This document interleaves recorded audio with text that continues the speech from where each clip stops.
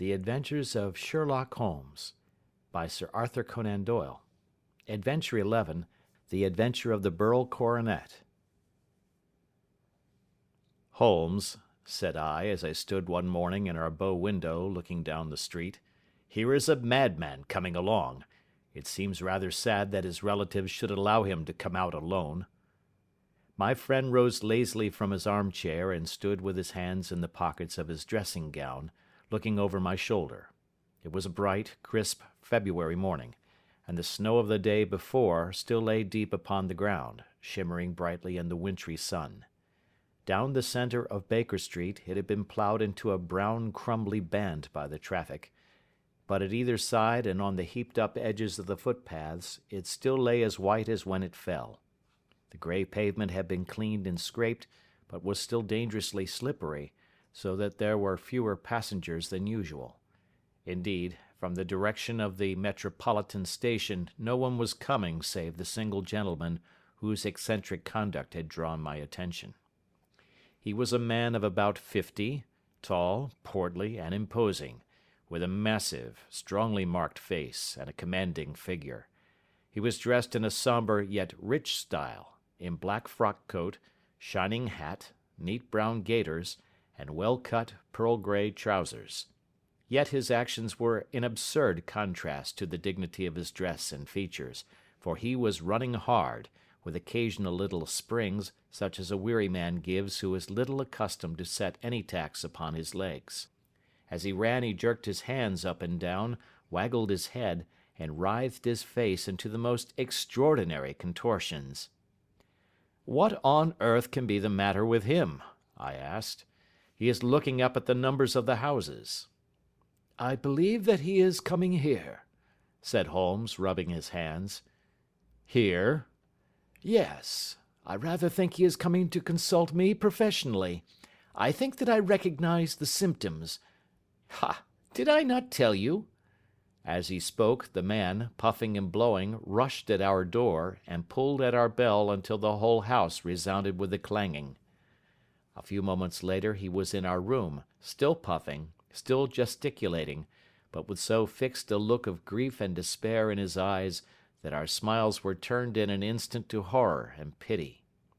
For a while he could not get his words out, but swayed his body and plucked at his hair like one who has been driven to the extreme limits of his reason.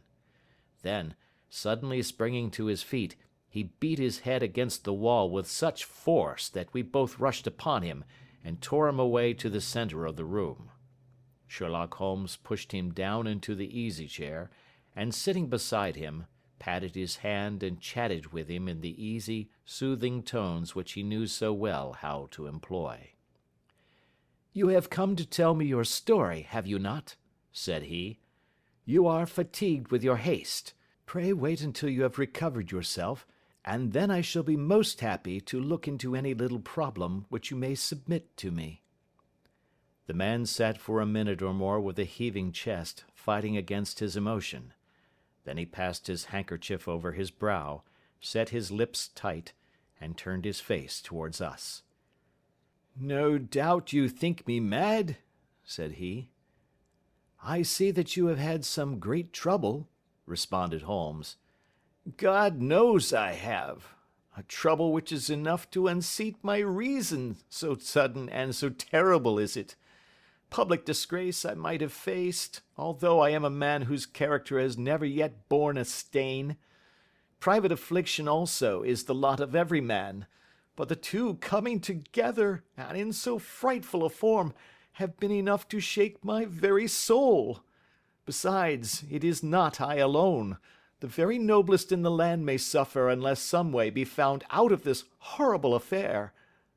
"Pray compose yourself, sir," said Holmes, "and let me have a clear account of who you are and what it is that has befallen you." "My name," answered our visitor, "is probably familiar to your ears. I am Alexander Holder, of the banking firm of Holder and Stevenson, of Threadneedle Street." The name was indeed well known to us as belonging to the senior partner in the second largest private banking concern in the City of London. What could have happened, then, to bring one of the foremost citizens of London to this most pitiable pass? We waited, all curiosity, until with another effort he braced himself to tell his story. "I feel that time is of value," said he.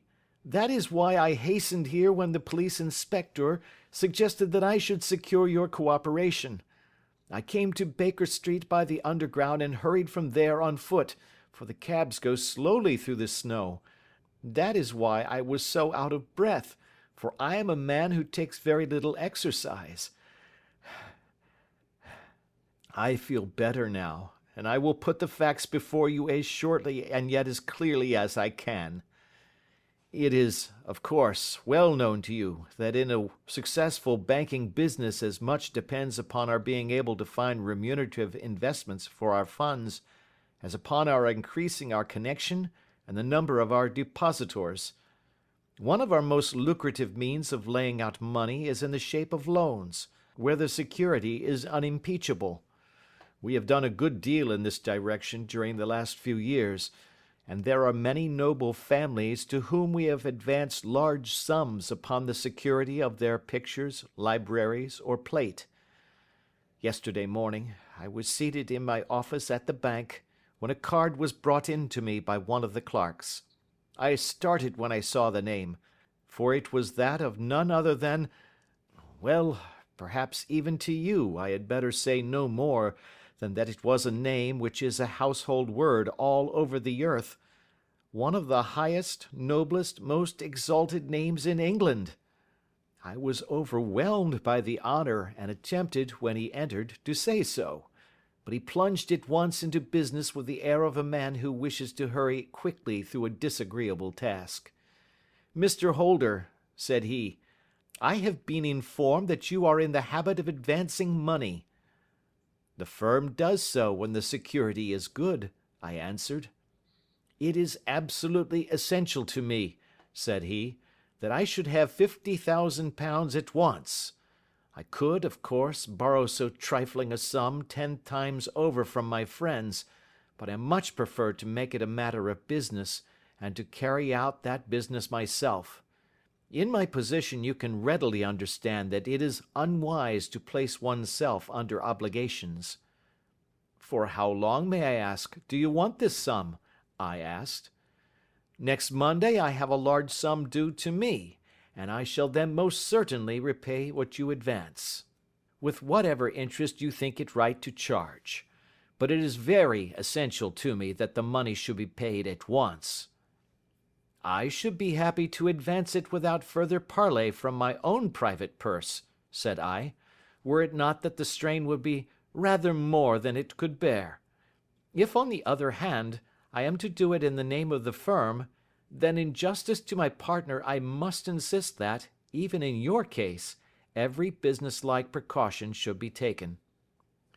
"I should much prefer to have it so," said he, raising up a square black morocco case which he had laid beside his chair. "You have doubtless heard of the Beryl Coronet?" "One of the most precious public possessions of the empire," said I. "Precisely." He opened the case, and there, embedded in soft flesh-colored velvet, lay the magnificent piece of jewellery which he had named. "There are 39 enormous beryls," said he, "and the price of the gold chasing is incalculable. The lowest estimate would put the worth of the coronet at double the sum which I have asked. I am prepared to leave it with you as my security." I took the precious case into my hands, and looked in some perplexity from it to my illustrious client. "You doubt its value?" he asked. "Not at all. I only doubt—" "The propriety of my leaving it. You may set your mind at rest about that. I should not dream of doing so were it not absolutely certain that I should be able in 4 days to reclaim it. It is a pure matter of form. Is the security sufficient?" "Ample." "You understand, Mr. Holder, that I am giving you a strong proof of the confidence which I have in you, founded upon all that I have heard of you. I rely upon you not only to be discreet and to refrain from all gossip upon the matter, but, Above all, to preserve this coronet with every possible precaution, because I need not say that a great public scandal would be caused if any harm were to befall it. Any injury to it would be almost as serious as its complete loss, for there are no beryls in the world to match these, and it would be impossible to replace them. I leave it with you, however, with every confidence, and I shall call for it in person on Monday morning." Seeing that my client was anxious to leave, I said no more, but, calling for my cashier, I ordered him to pay over 50 £1,000 notes. When I was alone once more, however, with the precious case lying upon the table in front of me, I could not but think with some misgivings of the immense responsibility which it entailed upon me. There could be no doubt that, as it was a national possession, a horrible scandal would ensue if any misfortune should occur to it. I already regretted having ever consented to take charge of it. However, it was too late to alter the matter now, so I locked it up in my private safe and turned once more to my work. When evening came, I felt that it would be an imprudence to leave so precious a thing in the office behind me. Bankers' safes have been forced before now, and why should not mine be? If so, how terrible would be the position in which I should find myself!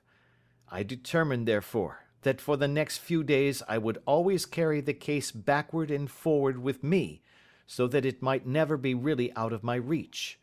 With this intention, I called a cab and drove out to my house at Streatham, carrying the jewel with me. I did not breathe freely until I had taken it upstairs and locked it in the bureau of my dressing-room.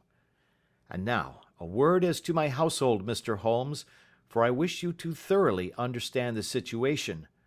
My groom and my page sleep out of the house, and may be set aside altogether. I have 3 maidservants who have been with me a number of years, and whose absolute reliability is quite above suspicion. Another, Lucy Parr, the second waiting-maid, has only been in my service a few months. She came with an excellent character, however, and has always given me satisfaction. She is a very pretty girl, and has attracted admirers, who have occasionally hung about the place. That is the only drawback which we have found to her, but we believe her to be a thoroughly good girl in every way. So much for the servants. My family itself is so small that it will not take me long to describe it. I am a widower and have an only son, Arthur. He has been a disappointment to me, Mr. Holmes, a grievous disappointment. I have no doubt that I am myself to blame.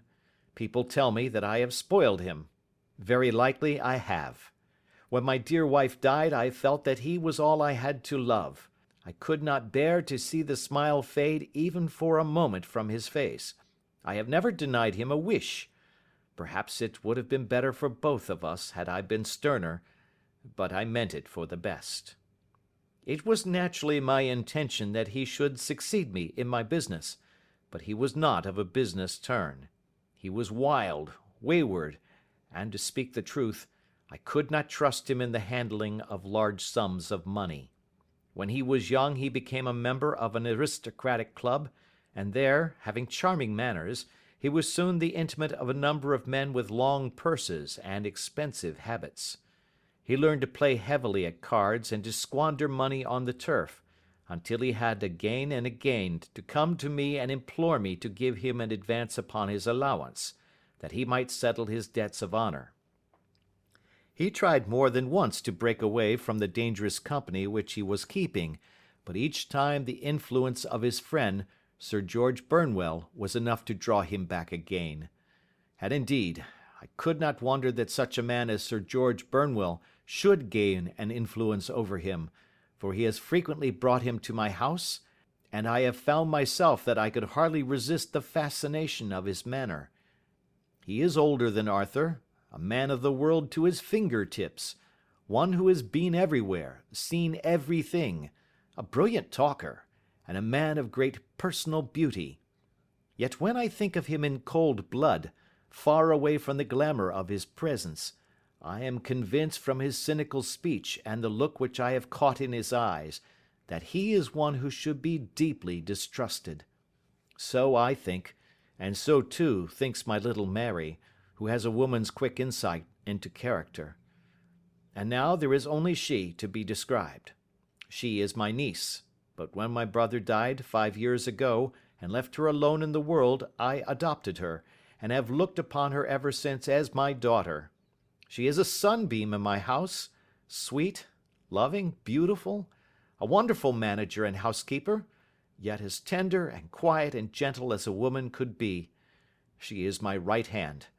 I do not know what I could do without her. In only one matter has she ever gone against my wishes. Twice my boy has asked her to marry him, for he loves her devotedly, but each time she has refused him. I think that if anyone could have drawn him into the right path, it would have been she, and that his marriage might have changed his whole life. But now, alas, it is too late, forever too late. Now, Mr. Holmes, you know the people who live under my roof, and I shall continue with my miserable story. When we were taking coffee in the drawing-room that night after dinner, I told Arthur and Mary my experience, and of the precious treasure which we had under our roof, suppressing only the name of my client. Lucy Parr, who had brought in the coffee, had, I am sure, left the room, but I cannot swear that the door was closed. Mary and Arthur were much interested and wished to see the famous coronet, but I thought it better not to disturb it. "Where have you put it?" asked Arthur. "In my own bureau." "Well, I hope to goodness the house won't be burgled during the night," said he. "It is locked up," I answered. "Oh, any old key will fit that bureau. When I was a youngster I have opened it myself with the key of the box-room cupboard." He often had a wild way of talking, so that I thought little of what he said. He followed me to my room, however, that night with a very grave face. "Look here, Dad," said he, with his eyes cast down, "can you let me have £200? "No, I cannot," I answered sharply. "I have been far too generous with you in money matters." "You have been very kind," said he, "but I must have this money, or else I can never show my face inside the club again." "And a very good thing too," I cried. "Yes, but you would not have me leave it a dishonoured man," said he. "I could not bear the disgrace. I must raise the money in some way, and if you will not let me have it, then I must try other means." I was very angry, for this was the third demand during the month. "You shall not have a farthing from me," I cried, on which he bowed and left the room without another word. When he was gone, I unlocked my bureau, made sure that my treasure was safe, and locked it again. Then I started to go round the house to see that all was secure, a duty which I usually leave to Mary, but which I thought it well to perform myself that night. As I came down the stairs, I saw Mary herself at the side window of the hall, which she closed and fastened as I approached. "Tell me, Dad," said she, looking, I thought, a little disturbed, "did you give Lucy the maid leave to go out tonight?" "Certainly not. She came in just now by the back door. I have no doubt that she has only been to the side gate to see someone, but I think that it is hardly safe and should be stopped." "You must speak to her in the morning, or I will if you prefer it. Are you sure that everything is fastened?" "Quite sure, Dad." "Then, good night." I kissed her and went up to my bedroom again, where I was soon asleep. I am endeavouring to tell you everything, Mr. Holmes, which may have any bearing upon the case, but I beg that you will question me upon any point which I do not make clear. "On the contrary, your statement is singularly lucid." "I come to a part of my story now in which I should wish to be particularly so. I am not a very heavy sleeper, and the anxiety in my mind tended, no doubt, to make me even less so than usual. About 2 in the morning, then, I was awakened by some sound in the house. It had ceased ere I was wide awake, but it had left an impression behind it as though a window had gently closed somewhere. I lay listening with all my ears. Suddenly, to my horror, there was a distinct sound of footsteps moving softly in the next room. I slipped out of bed, all palpitating with fear, and peeped round the corner of my dressing-room door. "Arthur!" I screamed. "You villain! You thief! How dare you touch that coronet?" The gas was half up, as I had left it, and my unhappy boy, dressed only in his shirt and trousers, was standing beside the light, holding the coronet in his hands. He appeared to be wrenching at it, or bending it with all his strength. At my cry he dropped it from his grasp and turned as pale as death. I snatched it up and examined it. One of the gold corners, with 3 of the beryls in it, was missing. "You blackguard!" I shouted, beside myself with rage. "You have destroyed it! You have dishonored me forever! Where are the jewels which you have stolen?" "Stolen?" he cried. "Yes, thief!" I roared, shaking him by the shoulder. "There are none missing. There cannot be any missing," said he. "There are 3 missing, and you know where they are. Must I call you a liar as well as a thief? Did I not see you trying to tear off another piece?" "You have called me names enough," said he. "I will not stand it any longer. I shall not say another word about this business, since you have chosen to insult me. I will leave your house in the morning and make my own way in the world." "You shall leave it in the hands of the police," I cried, half mad with grief and rage. "I shall have this matter probed to the bottom." "You shall learn nothing from me," said he, with a passion such as I should not have thought was in his nature. "If you choose to call the police, let the police find what they can." By this time the whole house was astir, for I had raised my voice in my anger. Mary was the first to rush into my room, and, at the sight of the coronet and of Arthur's face, she read the whole story, and, with a scream, fell down senseless on the ground. I sent the housemaid for the police, and put the investigation into their hands at once. When the inspector and a constable entered the house, Arthur, who had stood sullenly with his arms folded, asked me whether it was my intention to charge him with theft. I answered that it had ceased to be a private matter, but had become a public one, since the ruined coronet was national property. I was determined that the law should have its way in everything. "At least," said he, "you will not have me arrested at once. It would be to your advantage as well as mine if I might leave the house for 5 minutes." "That you may get away, and perhaps that you may conceal what you have stolen," said I. And then, realizing the dreadful position in which I was placed, I implored him to remember that not only my honor but that of one who was far greater than I was at stake, and that he threatened to raise a scandal which would convulse the nation. He might avert it all if he would but tell me what he had done with the 3 missing stones. "You may as well face the matter," said I. "You have been caught in the act, and no confession could make your guilt more heinous. If you but make such reparation as is in your power, by telling us where the beryls are, all shall be forgiven and forgotten." "Keep your forgiveness for those who ask for it," he answered, turning away from me with a sneer. I saw that he was too hardened for any words of mine to influence him. There was but one way for it. I called in the inspector and gave him into custody. A search was made at once, not only of his person but of his room, and of every portion of the house where he could possibly have concealed the gems, but no trace of them could be found, nor would the wretched boy open his mouth for all our persuasions and our threats. This morning he was removed to a cell, and I, after going through all the police formalities, have hurried round to you to implore you to use your skill in unravelling the matter. The police have openly confessed that they can at present make nothing of it. You may go to any expense which you think necessary.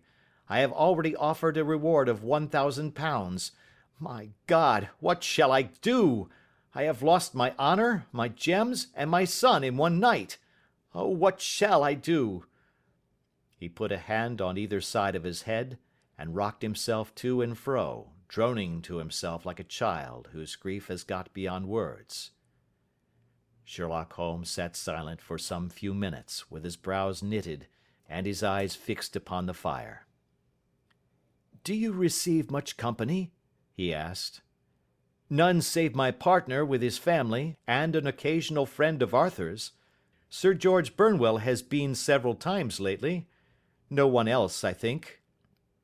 Do you go out much in society? Arthur does. Mary and I stay at home. We neither of us care for it.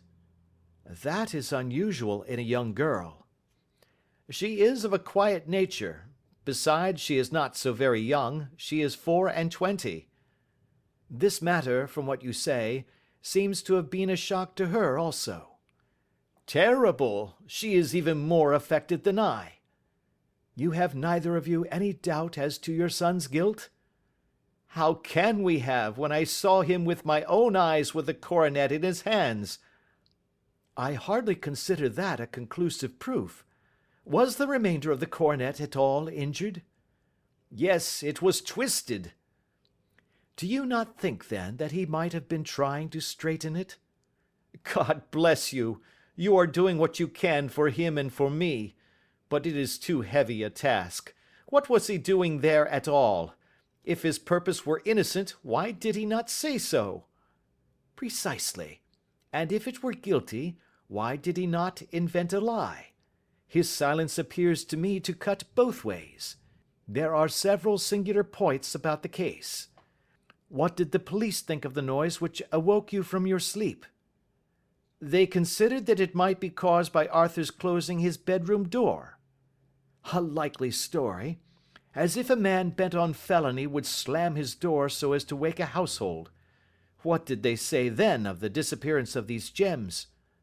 They are still sounding the planking and probing the furniture in the hope of finding them. Have they thought of looking outside the house? Yes, they have shown extraordinary energy. The whole garden has already been minutely examined. Now, my dear sir, said Holmes, is it not obvious to you now that this matter really strikes very much deeper than either you or the police were at first inclined to think? It appeared to you to be a simple case. To me, it seems exceedingly complex. Consider what is involved by your theory. You suppose that your son came down from his bed, went, at great risk, to your dressing-room, opened your bureau, took out your coronet, broke off by main force a small portion of it, went to some other place, concealed 3 gems out of the 39, with such skill that nobody can find them, and then returned with the other 36 into the room in which he exposed himself to the greatest danger of being discovered. I ask you now, is such a theory tenable? But what other is there? Cried the banker with a gesture of despair. If his motives were innocent, why does he not explain them?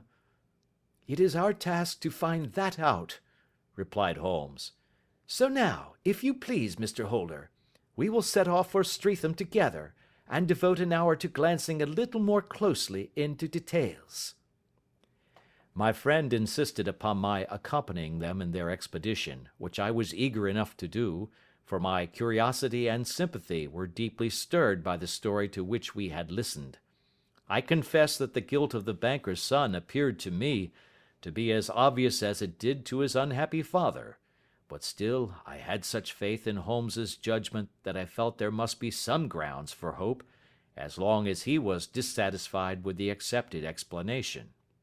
He hardly spoke a word the whole way out to the southern suburb, but sat with his chin upon his breast and his hat drawn over his eyes, sunk in the deepest thought. Our client appeared to have taken fresh heart at the little glimpse of hope which had been presented to him, and he even broke into a desultory chat with me over his business affairs. A short railway journey and a shorter walk brought us to Fairbank, the modest residence of the great financier. Fairbank was a good-sized, square house of white stone, standing back a little from the road.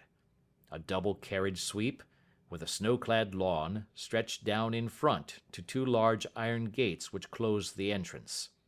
On the right side was a small wooden thicket, which led into a narrow path between 2 neat hedges stretching from the road to the kitchen door, and forming the tradesmen's entrance. On the left ran a lane which led to the stables, and was not itself within the grounds at all, being a public, though little used, thoroughfare. Holmes left us standing at the door and walked slowly all round the house, across the front, down the tradesman's path, and so round by the garden behind into the stable lane. So long was he that Mr. Holder and I went into the dining room and waited by the fire until he should return. We were sitting there in silence when the door opened and a young lady came in. She was rather above the middle height, slim, with dark hair and eyes, which seemed the darker against the absolute pallor of her skin. I do not think that I have ever seen such deadly paleness in a woman's face. Her lips, too, were bloodless, but her eyes were flushed with crying.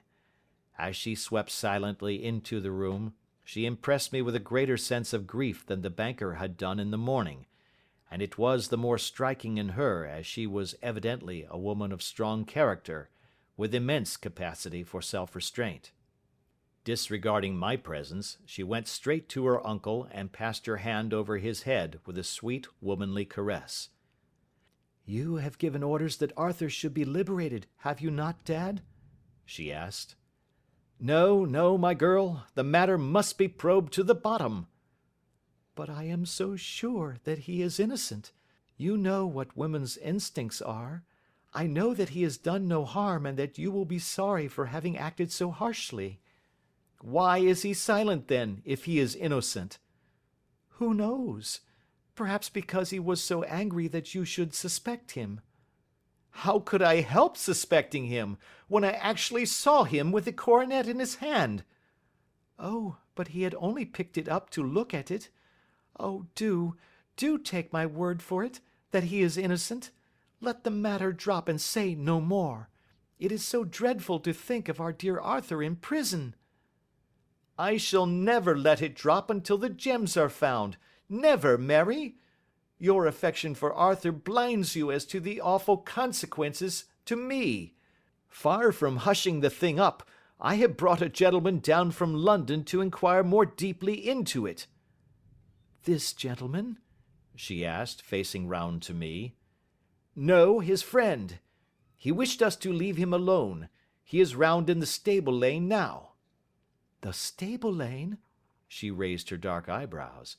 "What can he hope to find there? Ah, this, I suppose, is he. I trust, sir, that you will succeed in proving what I feel sure is the truth, that my cousin Arthur is innocent of this crime." "I fully share your opinion, and I trust with you that we may prove it," returned Holmes, going back to the mat to knock the snow from his shoes. "I believe I have the honour of addressing Miss Mary Holder. Might I ask you a question or two?" "Pray do, sir, if it may help to clear this horrible affair up." "You heard nothing yourself last night?" "Nothing, until my uncle here began to speak loudly. I heard that, and I came down." "You shut up the windows and doors the night before. Did you fasten all the windows?" "Yes." "Were they all fastened this morning?" "Yes." "You have a maid who has a sweetheart. I think that you remarked to your uncle last night that she had been out to see him?" "Yes, and she was the girl who waited in the drawing room, and who may have heard uncle's remarks about the coronet." "I see. You infer that she may have gone out to tell her sweetheart, and that the two may have planned the robbery." "But what is the good of all these vague theories?" cried the banker impatiently, "when I have told you that I saw Arthur with a coronet in his hands?"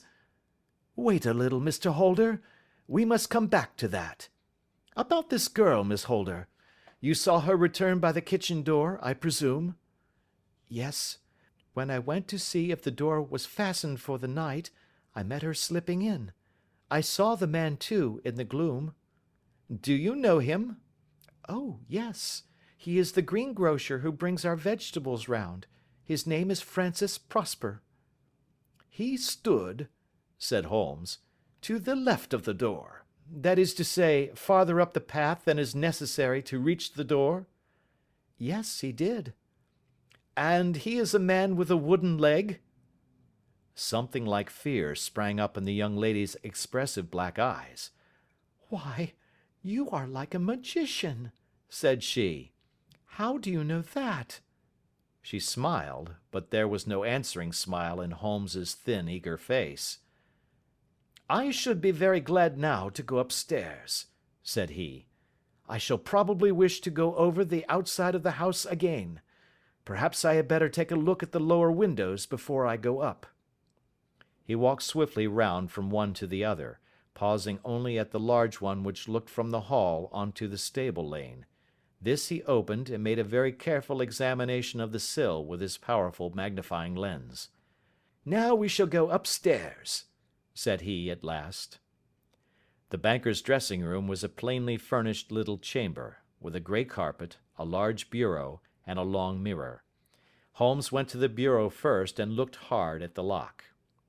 "Which key was used to open it?" he asked. "That which my son himself indicated, that of the cupboard of the lumber room." "Have you it here?" "That is it on the dressing table." Sherlock Holmes took it up and opened the bureau. "It is a noiseless lock," said he. "It is no wonder that it did not wake you. This case, I presume, contains the coronet. We must have a look at it." He opened the case, and taking out the diadem, he laid it upon the table. It was a magnificent specimen of the jeweller's art, and the 36 stones were the finest that I have ever seen. At one side of the coronet was a cracked edge, where a corner holding 3 gems had been torn away. "Now, Mr. Holder," said Holmes, "here is the corner which corresponds to that which has been so unfortunately lost. Might I beg that you will break it off?" The banker recoiled in horror. "I should not dream of trying," said he. "Then I will." Holmes immediately bent his strength upon it, but without result. "I feel it give a little," said he, "but though I am exceptionally strong in the fingers, it would take all my time to break it. An ordinary man could not do it. Now, what do you think would happen if I did break it, Mr. Holder? There would be a noise like a pistol shot. Do you tell me that all this happened within a few yards of your bed, and that you heard nothing of it?" "I do not know what to think. It is all dark to me." "But perhaps it may grow lighter as we go. What do you think, Miss Holder?" "I confess that I still share my uncle's perplexity." "Your son had no shoes or slippers on when you saw him?" "He had nothing on save only his trousers and shirt." "Thank you. We have certainly been favoured with extraordinary luck during this inquiry, and it will be entirely our own fault if we do not succeed in clearing the matter up. With your permission, Mr. Holder, I shall now continue my investigations outside." He went alone at his own request, for he explained that any unnecessary footmarks might make his task more difficult. For an hour or more he was at work, returning at last with his feet heavy with snow and his features as inscrutable as ever. "I think that I have seen now all that there is to see, Mr. Holder," said he. "I can serve you best by returning to my rooms." "But the gems, Mr. Holmes, where are they?" "I cannot tell." The banker wrung his hands.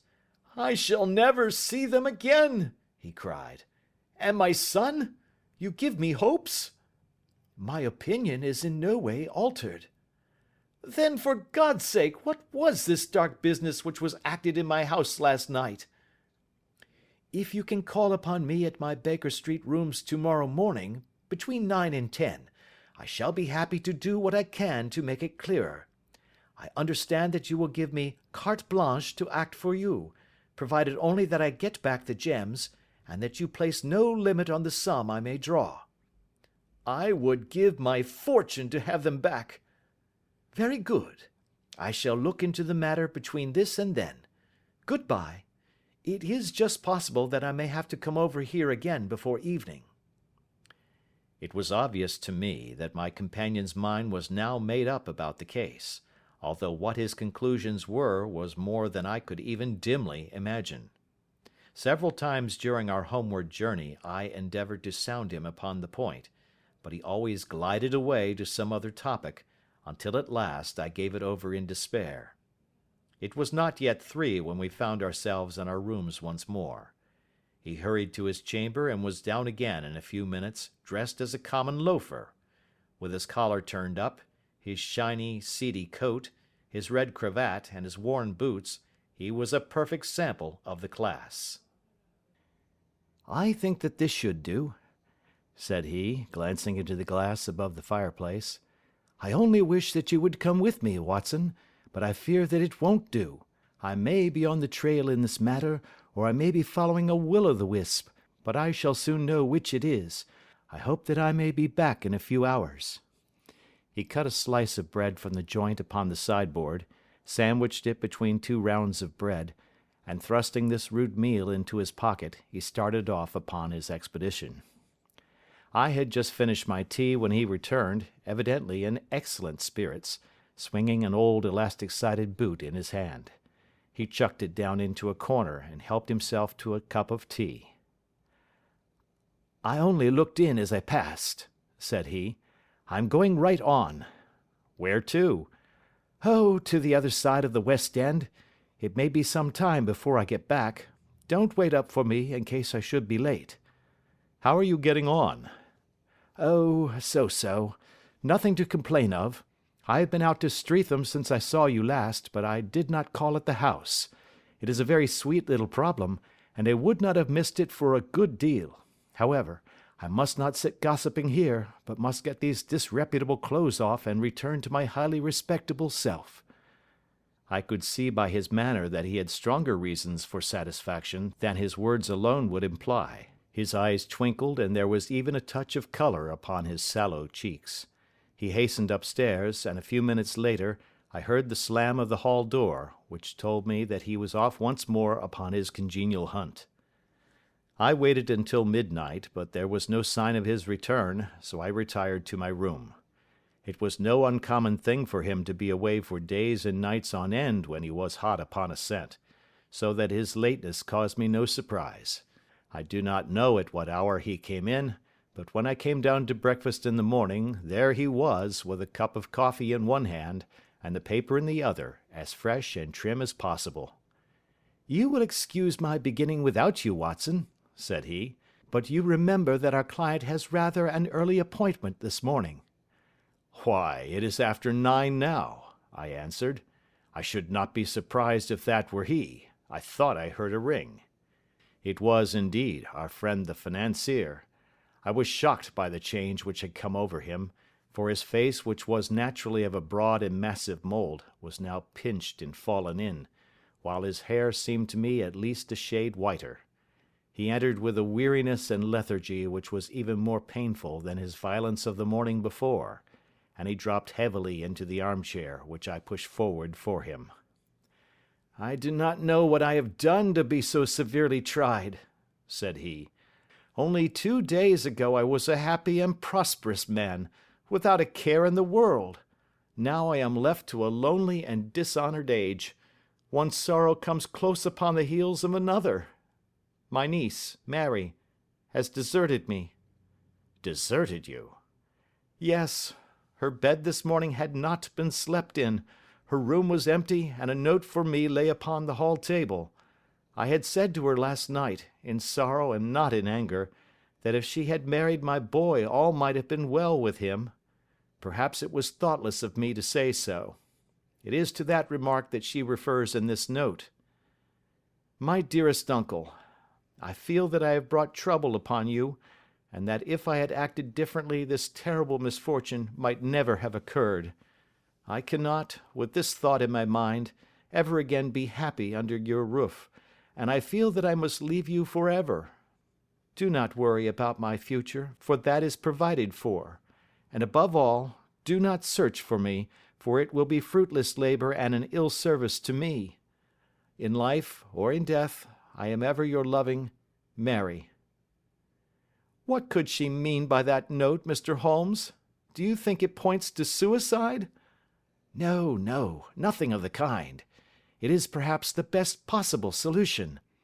I trust, Mr. Holder, that you are nearing the end of your troubles. Ha! You say so. You have heard something, Mr. Holmes? You have learned something. Where are the gems? You would not think £1,000 apiece an excessive sum for them? I would pay 10. That would be unnecessary. 3,000 will cover the matter. And there is a little reward, I fancy. Have you your cheque-book? Here is a pen. Better make it out for £4,000. With a dazed face, the banker made out the required cheque. Holmes walked over to his desk, took out a little triangular piece of gold with 3 gems in it, and threw it down upon the table. With a shriek of joy, our client clutched it up. "You have it!" he gasped. "I am saved! I am saved!" The reaction of joy was as passionate as his grief had been, and he hugged his recovered gems to his bosom. "There is one other thing you owe, Mr. Holder," said Sherlock Holmes rather sternly. "Oh!" He caught up a pen. "Name the sum, and I will pay it." "No, the debt is not to me. You owe a very humble apology to that noble lad, your son, who has carried himself in this matter as I should be proud to see my own son do, should I ever chance to have one." "Then it was not Arthur who took them?" "I told you yesterday, and I repeat today, that it was not." "You are sure of it? Then let us hurry to him at once to let him know that the truth is known." "He knows it already. When I had cleared it all up, I had an interview with him, and finding that he would not tell me the story, I told it to him, on which he had to confess that I was right, and to add the very few details which were not yet quite clear to me. Your news of this morning, however, may open his lips." "For heaven's sake, tell me, then, what is this extraordinary mystery?" "I will do so, and I will show you the steps by which I reached it. And let me say to you first, that which is hardest for me to say, and for you to hear. There has been an understanding between Sir George Burnwell and your niece Mary. They have now fled together." "My Mary? Impossible!" "It is unfortunately more than possible, it is certain. Neither you nor your son knew the true character of this man when you admitted him into your family circle. He is one of the most dangerous men in England, a ruined gambler, an absolutely desperate villain, a man without heart or conscience. Your niece knew nothing of such men. When he breathed his vows to her, as he had done to 100 before her, she flattered herself that she alone had touched his heart. The devil knows best what he said, but at least she became his tool and was in the habit of seeing him nearly every evening." "I cannot, and I will not, believe it," cried the banker with an ashen face. "I will tell you then what occurred in your house last night. Your niece, when you had, as she thought, gone to your room, slipped down and talked to her lover through the window which leads into the stable lane. His footmarks had pressed right through the snow, so long had he stood there. She told him of the coronet. His wicked lust for gold kindled at the news, and he bent her to his will. I have no doubt that she loved you, but there are women in whom the love of a lover extinguishes all other loves, and I think that she must have been one. She had hardly listened to his instructions when she saw you coming downstairs, on which she closed the window rapidly, and told you about one of the servants' escapades with her wooden-legged lover, which was all perfectly true. Your boy, Arthur, went to bed after his interview with you, but he slept badly, on account of his uneasiness about his club debts. In the middle of the night, he heard a soft tread pass his door, so he rose and, looking out, was surprised to see his cousin walking very stealthily along the passage until she disappeared into your dressing-room. Petrified with astonishment, the lad slipped on some clothes and waited there in the dark to see what would come of this strange affair. Presently she emerged from the room again, and in the light of the passage lamp your son saw that she carried the precious coronet in her hands. She passed down the stairs, and he, thrilling with horror, ran along and slipped behind the curtain near your door, whence he could see what passed in the hall beneath. He saw her stealthily open the window, hand out the coronet to someone in the gloom, and then closing it once more hurry back to her room, passing quite close to where he stood hid behind the curtain. As long as she was on the scene, he could not take any action without a horrible exposure of the woman whom he loved. But the instant that she was gone, he realized how crushing a misfortune this would be for you, and how all important it was to set it right. He rushed down, just as he was, in his bare feet, opened the window, sprang out into the snow, and ran down the lane where he could see a dark figure in the moonlight. Sir George Burnwell tried to get away, but Arthur caught him, and there was a struggle between them, your lad tugging at one side of the coronet, and his opponent at the other. In the scuffle, your son struck Sir George and cut him over the eye. Then something suddenly snapped, and your son, finding that he had the coronet in his hands, rushed back, closed the window, ascended to your room, and had just observed that the coronet had been twisted in the struggle, and was endeavouring to straighten it when you appeared upon the scene." "Is it possible?" gasped the banker. "You then roused his anger by calling him names at a moment when he felt that he had deserved your warmest thanks. He could not explain the true state of affairs without betraying one who certainly deserved little enough consideration at his hands. He took the more chivalrous view, however, and preserved her secret." "And that was why she shrieked and fainted when she saw the coronet," cried Mr. Holder. "Oh, my God! What a blind fool I have been! And his asking to be allowed to go out for 5 minutes! The dear fellow wanted to see if the missing piece were at the scene of the struggle. How cruelly I have misjudged him!" "When I arrived at the house," continued Holmes, "I at once went very carefully round it to observe if there were any traces in the snow which might help me. I knew that none had fallen since the evening before, and also that there had been a strong frost to preserve impressions. I passed along the tradesman's path, but found it all trampled down and indistinguishable. Just beyond it, however, at the far side of the kitchen door, a woman had stood and talked with a man, whose round impressions on one side showed that he had a wooden leg. I could even tell that they had been disturbed, for the woman had run back swiftly to the door, as was shown by the deep toe and light heel marks, while Woodenleg had waited a little, and then had gone away. I thought at the time that this might be the maid and her sweetheart, of whom you had already spoken to me, and inquiry showed it was so. I passed round the garden without seeing anything more than random tracks, which I took to be the police. But when I got into the stable lane, a very long and complex story was written in the snow in front of me. There was a double line of tracks of a booted man, and a second double line which I saw with delight belonged to a man with naked feet. I was at once convinced from what you had told me that the latter was your son. The first had walked both ways, but the other had run swiftly, and as his tread was marked in places over the depression of the boot, it was obvious that he had passed after the other. I followed them up, and found they led to the hall window, where Boots had worn all the snow away while waiting. Then I walked to the other end, which was 100 yards or more down the lane. I saw where Boots had faced round, where the snow was cut up as though there had been a struggle, and finally, where a few drops of blood had fallen to show me that I was not mistaken. Boots had then run down the lane, and another little smudge of blood showed that it was he who had been hurt. When he came to the high road at the other end, I found that the pavement had been cleared, so there was an end to that clue. On entering the house, however, I examined, as you remember, the sill and framework of the hall window with my lens, and I could at once see that someone had passed out. I could distinguish the outline of an instep where the wet foot had been placed in coming in. I was then beginning to be able to form an opinion as to what had occurred. A man had waited outside the window, someone had brought the gems, the deed had been overseen by your son, he had pursued the thief, had struggled with him, they had each tugged at the coronet, their united strength causing injuries which neither alone could have effected. He had returned with the prize, but had left a fragment in the grasp of his opponent.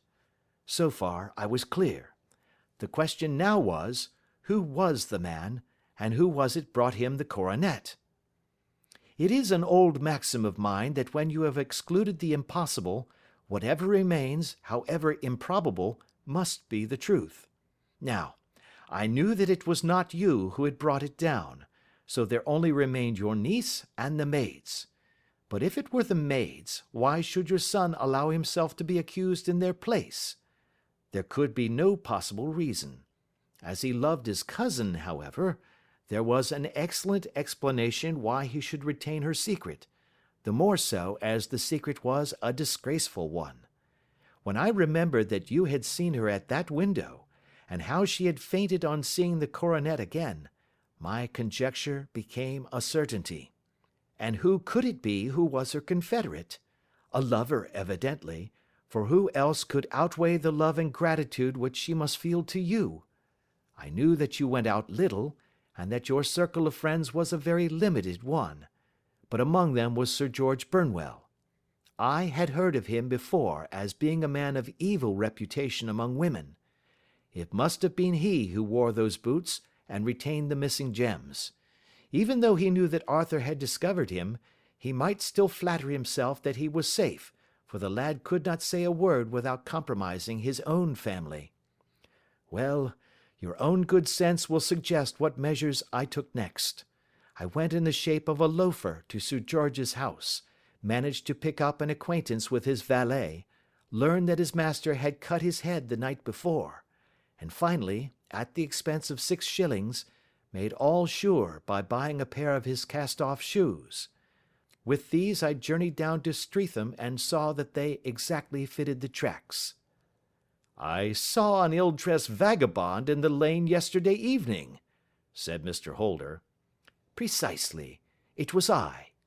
I found that I had my man, so I came home and changed my clothes.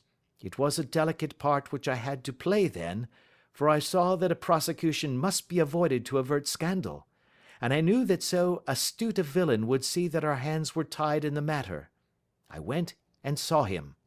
At first, of course, he denied everything, but when I gave him every particular that had occurred, he tried to bluster and took down a life-preserver from the wall.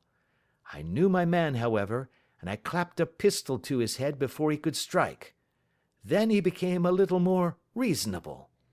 I told him that we would give him a price for the stones he held, £1,000 apiece. That brought out the first signs of grief that he had shown. 'Why, dash it all,' said he, 'I've let them go at 600 for the 3. I soon managed to get the address of the receiver who had them, on promising him that there would be no prosecution. Off I set to him, and after much chaffering I got our stones at £1,000 apiece. Then I looked in upon your son, told him that all was right, and eventually got to my bed about 2 o'clock, after what I may call a really hard day's work.' 'A day which has saved England from a great public scandal,' said the banker, rising. 'Sir, I cannot find words to thank you, but you shall not find me ungrateful for what you have done. Your skill has indeed exceeded all that I have heard of it. And now I must fly to my dear boy to apologize to him for the wrong which I have done him. And as to what you tell me of poor Mary, it goes to my very heart. Not even your skill can inform me where she is now.' 'I think that we may safely say,' returned Holmes, 'that she is wherever Sir George Burnwell is. It is equally certain, too, that whatever her sins are, they will soon receive a more than sufficient punishment.' End of Adventure 11.